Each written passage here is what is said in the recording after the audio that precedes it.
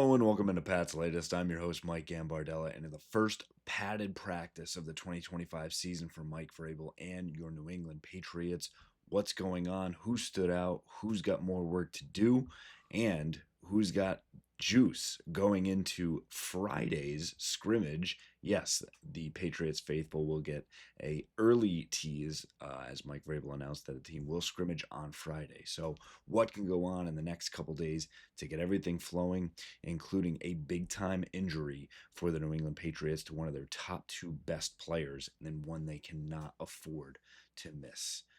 Make sure you get down into the comments before we get started. Let us know what you think about the injury to Christian Gonzalez, and can the Patriots overcome an extended absence from him? What you've seen from the Pats in practice thus far. Make sure you give us a like, get down, subscribe for the channel so you get everything sent to your inbox and you know exactly when we're coming on here for you. And make sure you go back and check out all of our old episodes so you are up to date on everything New England Patriots. We start looking over at the unfortunate injury to Christian Gonzalez, and definitely not good when your star defensive player goes down. And it was in an instance where Gonzalez was early in practice and going up against Stefon Diggs, trying to stay lockstep covering with him, and immediately grabbed the back of his left leg while covering Diggs. He was able to walk off under his own power, was grabbing for that hamstring. Can't say if that's actually the injury, and nothing has been reported yet, but immediately called for the trainers to come check him out, explained that there was something going on there, whether it was a pull, felt a pop, anything of that. Can't say, but we know that he walked off under his own power with the trainers, immediately recognized that there was something not normal going on, removed him from the practice field, and then they got the golf cart over to take him back into the locker room. At this time, there is no update for Christian Gonzalez, just knowing that he was removed from practice. In this instance, they're going to be extremely cautious. Do not expect to see him back out there anytime soon for at least the next few days, if not the next week or so. And as we get an update, we'll have that here for you as well. Don't want to start off with a major injury or any injury, let alone to your star player on the defensive side of the ball. But the fact that Gonzalez was able to walk off under his own power and explain what was going on as opposed to crumpling down, anything of that nature, makes it a little bit more easier to swallow. Again, this is day one in the books. There is plenty of time before the season gets underway, but a tough start and hopefully not an auspicious one for the New England Patriots here in 2025.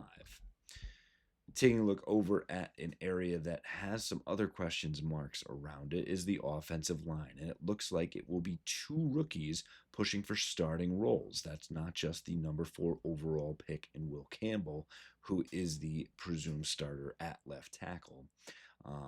But it looks like third round pick out of Georgia, Jared Wilson, will indeed get a true shot at left guard, as the Patriots have what is looking to be a competition for the spot. We've talked about this all off season, and with Cole Strange kind of taking the lead as a former first round pick and someone that's healthy, and with Garrett Bradbury locking down the center position, which again Jared Wilson did work in rotation there, but expect Bradbury to be the guy at center.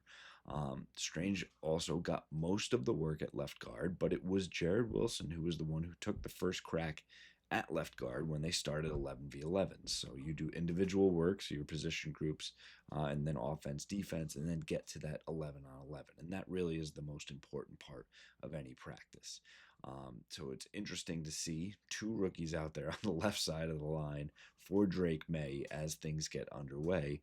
But again, Jared Wilson just continues to acquit himself well, looks great, looks like a natural out there, and will continue to push Cole Strange. Again, also at that left guard spot, Caden Wallace, who the Patriots drafted last year out of Penn State, looks like he will be making that switch from tackle to guard and will be in that mix as well. He did practice more with the twos, so it looks like it is Strange, Wilson, Wallace in that order right now. But of course, as always, this is day one, everything else subject to change. Speaking of Will Campbell out there in the left tackle spot. Started a little bit of a tough day, one-on-ones, going up against Keon White, who is looking like a man possessed out there. And it was White winning those one-on-one battles, even knocking Campbell off of his feet. But once 11v11s got underway, Campbell was throwing his weight around, crashing down, pushing guys around, and looked to be much more comfortable in that spot where you're playing with your teammates, you know where spacing and guys are and positioning and everything else. So it's good to see him make that switch as well. And at the other tackle spot, Morgan Moses out there to start. He does continue to rotate with Demontre Jacobs at right tackle.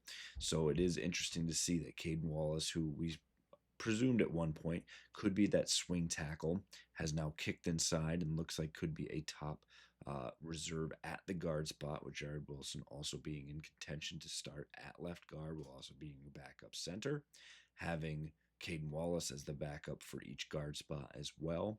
And now with Morgan Moses at right tackle as an older statesman, Demontre Jacobs is really starting to look like that swing tackle for the team.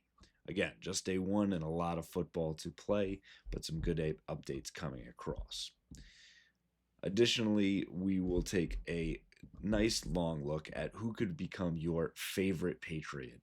And Keon White, not just for the bull rush and the power and getting down in the trenches, but for what he's doing on the field, letting it back up, but what he's saying off the field and what he's doing, I think will also endear him to the Patriot faithful.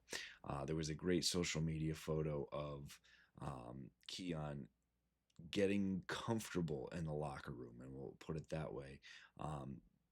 Beat writers on site are saying that he seems to be always at the facility and kind of figuring out his schedule, so much so that he was filmed or taken a photo of being in a wraparound blanket, almost very tight around him, with an eye mask on that says "Do not disturb," and clearly just getting in a power nap before everything else goes.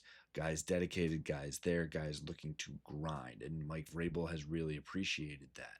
Additionally, Keon White is saying the right things. A couple quotes that I think were really great from this offseason, which apply right now.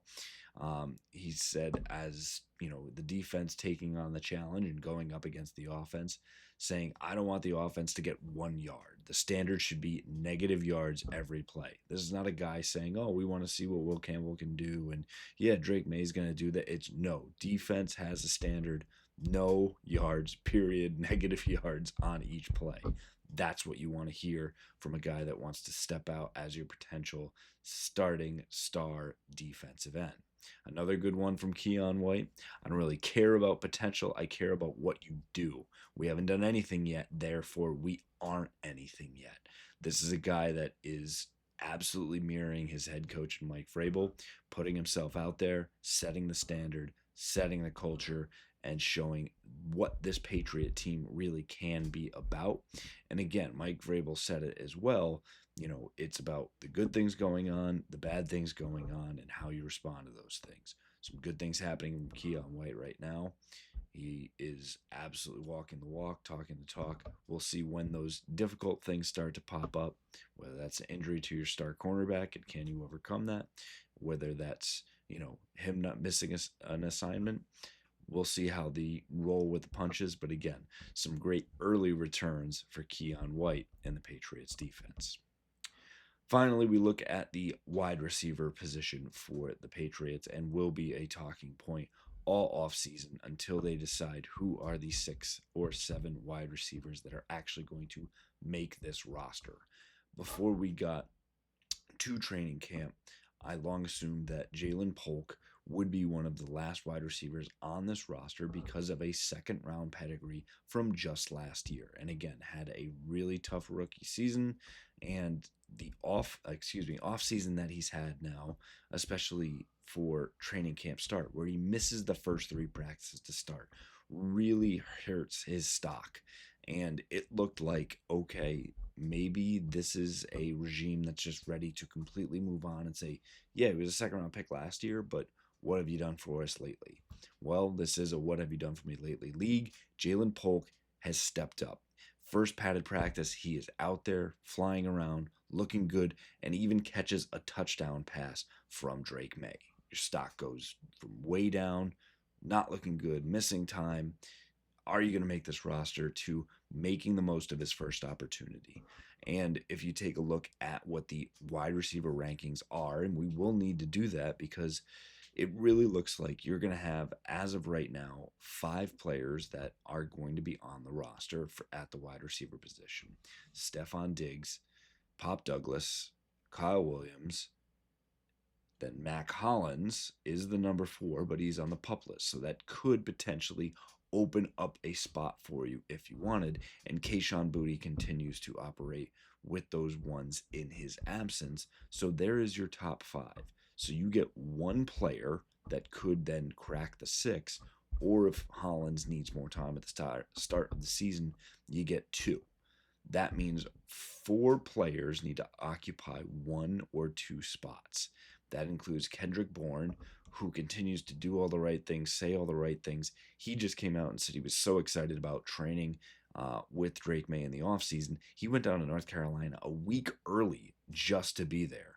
So again, it's wild to think about that Kendrick Bourne might not be there, but as a guy that has probably hit his ceiling as a professional football player, you sometimes point down to the younger guys, and that's where you're seeing Jaylen Pulk, that you want to give an opportunity and see that there could be a higher ceiling or growth aspect to it. And I think Polk, at least for one day, has now put himself ahead of Kendrick Bourne into that spot. And now you have 2 other younger players, Javon Baker, who had a quieter day, but again, someone who possesses talent and will need to string consistency together. And then the undrafted free agent in Efton Chisholm, who everybody loves, seeing him fly around, whether it's a kick returner or a wide receiver. If there's an opportunity to find a way for this guy to make the roster, whether special teams or if Josh McDaniels really likes him as potential as a slot wide receiver, you could see that come as well. Again, this rankings will continue to change. I think your top 5 continues to stay. Jaylen Pulk up, Kendrick Bourne down, Efton Chisholm and Javon Baker stay kind of static for at least one day. That'll do it for us here on this episode of Pat's Latest. Again, make sure you get down in the comments. Let us know where you rank the wide receivers for the Patriots, and if there is someone they need to go out and get to really help this room, make sure you subscribe for the channel so you can get everything for the Pats in your inbox and alerts for when we're going live and getting all the news to you. Make sure you give us that like. Go back and check out all of our old episodes so you know what's going on in New England, and we'll have it all right here for you. Fight on, Foxborough.